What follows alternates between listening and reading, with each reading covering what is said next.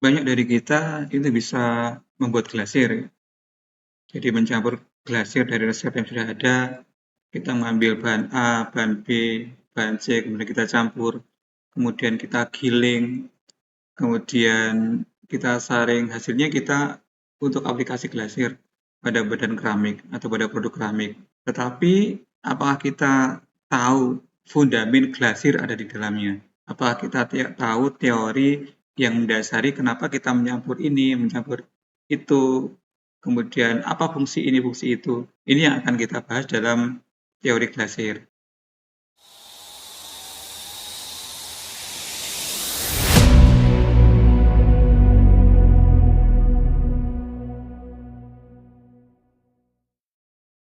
Assalamualaikum warahmatullahi wabarakatuh. Jumpa lagi dengan channel Rohmats. Kali ini kita akan membahas sesuatu yang lebih detail lagi berkaitan dengan glasir. Kita ada di teori glasir keramik. Jadi teori ini sangat penting sekali untuk memahami bersama-sama apa itu bahan glasir, apa itu fundamen di dalam bahan glasir itu, bagaimana eh, kimia bermain di dalam glasir, dan banyak sekali hal yang bisa kita ketahui dari teori glasir ini. Kemudian teori glasir ini juga membahas berkaitan dengan unsur-unsur elemen-elemen yang ada di glasir tersebut. Kalau kemarin kita sudah bahas tentang overview, kita akan lebih detail lagi berkaitan dengan teori glasir ini. Jadi glasir merupakan material yang terdiri dari beberapa bahan tanah atau batuan silikat di mana bahan-bahan tersebut selama proses pembakaran akan melebur dan membentuk lapisan tipis seperti gelas yang melekat menjadi satu pada permukaan badan keramik. Jadi intinya adalah glasir itu memang material, ya.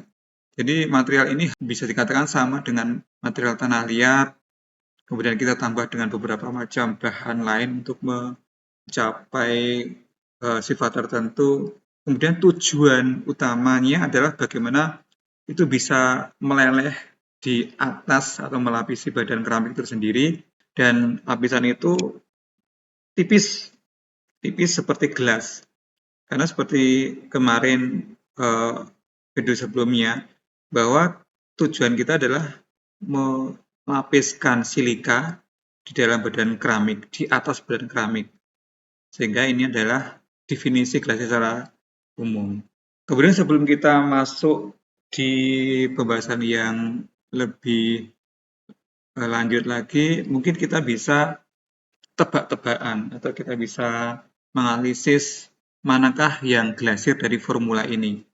Jadi ini kita sediakan 3 formula, kemudian silakan Anda untuk menebak mana yang glasir, mana yang bukan glasir. Yang pertama ada kalsium karbonat 10%, ada zirkopak 15%, ada talak 40%, ada rutil 12%, kemudian ada koper oksida sebagai warna hijau 5%, kemudian ada ferum oksida sebagai warna merah atau coklat 8%. Kemudian di sini ada feldspar 10%, tunggal, ya, feldspar tunggal. Di komposisi ketiga ada feldspar 7,5%, ada whiting, ada kaolin, ada kuasa, ada zinc oxide. Jadi dari tiga resep ini kira-kira mana yang glasir dan mana yang bukan glasir. Jadi Anda bisa kemudian berpikir mana yang disebut glasir, mana yang bukan glasir. Oke, jadi seperti kemarin, ya. Jadi glasir itu terdiri dari 3 komponen utama. Jadi ada 3 komponen yang membentuk glasir di situ. Yang pertama silika, kemudian yang kedua adalah alumina, kemudian yang ketiga flux. Kemarin kita sudah membahas berkaitan dengan silika. Silika itu ada tujuan utama kita melapiskan glasir karena silika, jadi kita melelehkan silika di permukaan. Kemudian alumina untuk membentuk kerangka sehingga silika yang kita lelehkan itu bisa mengikuti bentuk benda itu. Kemudian yang ketiga adalah flux. Jadi flux ini adalah penurunan suhu sistem atau penurunan suhu glasir. Bagaimana kalau tidak ada flux? Kalau tidak ada flux, ya bisa, tetapi suhunya akan sangat tinggi. Sehingga untuk alat-alat yang kita gunakan, tungku-tungku listrik atau tungku-tungku keramik yang kita gunakan, itu hanya mampu ketika campuran glasir itu mengandung flux. Karena dengan ada flux, maka suhu campuran glasir akan jauh lebih rendah daripada suhu komponen-komponennya, yaitu silika dan alumina.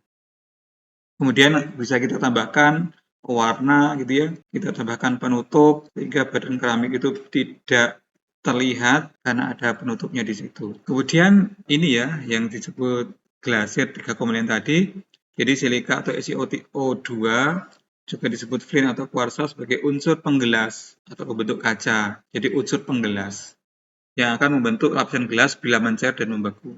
Dan ini adalah tujuan utamanya sebenarnya untuk melelehkan lapisan gelas ini agar menutupi atau melapisi badan keramik.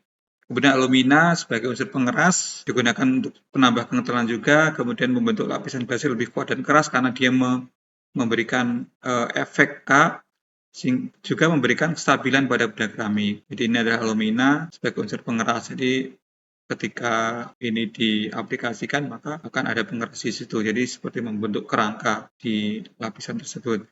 Kemudian flux sebagai unsur peleleh untuk menurunkan titik leleh gasir-gasir. Jadi seperti kemarin kita pelajari bahwa silika itu suhunya 1700, kemudian alumina itu suhunya berapa 2000 ya, 2000. Maka ketika flux kita tambahkan dalam sistem itu akan menjadi unsur peleleh atau unsur pelebur sehingga suhunya itu tidak terlalu tinggi daripada unsur-unsur bentuk atau komponen-komponen tunggalnya. Kemudian di sini ada contoh-contoh dari flux ya. Flux itu banyak sekali macamnya. Di sini ada flux glasir bakaran rendah, lead oksida. Jadi lead itu kalau kita kenal sebagai timbal atau plumbum atau PB ya. Jadi lead. Jadi kalau kita berbicara dengan lead, maka kita biasanya akan dihadapkan oleh efek bahaya timbal. Karena timbal itu kan sesuatu yang bisa meracuni tubuh. Dulu misalnya kalau kita ingin mencapai oktan ya, nggak oktan ya, di RON ya, RON yang tinggi, maka kita bisa tambahkan lead atau tel, tetraetilit. Tapi kalau saat ini sudah tidak digunakan lagi karena itu mencemari lingkungan. Jadi ada lead di situ, ada lead karbonat, ada red lead, ada galena, litharge. Jadi semuanya ini bahan-bahan yang mengandung timbal. Nah, timbal itu bisa dikatakan ya ampuh ya untuk menurunkan suhu. Karena begitu kita tambahkan timbal, maka suhunya itu akan sangat rendah. Kemudian campuran alkalin, ini yang cukup aman. Ada boraks, ada asam borat, ada polemanit, soda es, ada litium karbonat, ada sodium karbonat. Jadi kalau kita berkenalan dengan alkalin itu yang sangat umum biasanya adalah sodium, natrium atau natrium ya. Kemudian kalium atau potasium itu yang cukup aman. Tapi di sini ada boraks. Boraks itu ini juga digunakan sebagai flux pada bakaran rendah berbasis pada alkalin. Jadi kalau dalam ilmu kimia itu alkalin itu ada di golongan 1A 2A. Jadi ada alkalin tanah di situ. Kemudian flux glasir bakaran tinggi. Jadi kalau kita membuat glasir bakaran tinggi maka kita akan menggunakan beberapa flux seperti whiting atau kapur ya. Bahasa kimianya atau mineralnya kalsium karbonat, CaCO3. Kemudian ada dolomit yang mengandung kalsium dan magnesium, kemudian barium karbonat ya. Jadi ini adalah glasir-glasir yang biasa digunakan ketika kita membuat glasir bakaran tinggi. Bakaran tinggi itu berapa gitu? Bakaran tinggi itu kalau dalam ilmu glasir ya, ilmu keramik itu biasanya di atas 1250